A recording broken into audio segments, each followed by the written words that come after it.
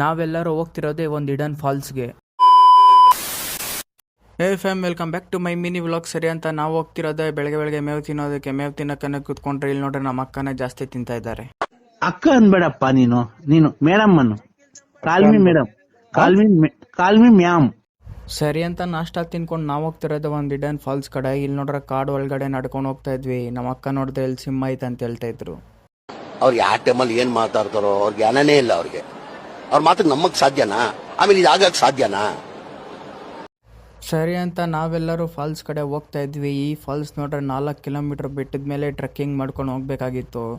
ಮಸ್ತ್ ವೈಬ್ ಅಂತೂ ಇತ್ತು. ಕಾಡು ಒಳಗಡೆ ಫುಲ್ ಪೀಸ್ಫುಲ್ ಆಗಿ ನೇಚರ್ ಎಂಜಾಯ್ ಮಾಡ್ಕೊಂಡು ಎಲ್ಲರೂ ಹೋಗ್ತಾ ಇದ್ವಿ.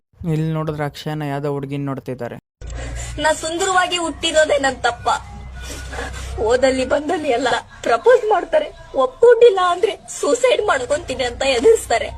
ಸರಿ ಅಂತ ಟ್ರೆಕ್ಕಿಂಗ್ ಮಾಡ್ಕೊಂಡು ಹೋಗ್ತಾ ಇದ್ದೆ. ನೋಡಿ, ಫುಲ್ಲು ಬೆಟ್ಟದ ಮೇಲೆ ಕಾಡು ಒಳಗಡೆ ಇದ್ದೀನಿ. ಸರಿ ಅಂತ ಫೈನಲಿ ನಾನು ಬಂದಿದ್ದೆ 4 ಕಿಲೋಮೀಟರ್ ಟ್ರೆಕ್ಕಿಂಗ್ ಮಾಡ್ಕೊಂಡು ಫಾಲ್ಸ್ ಕಡೆ. ಫಾಲ್ಸ್ ಏನೋ ಸಿಕ್ತು ಫೈನಲಿ.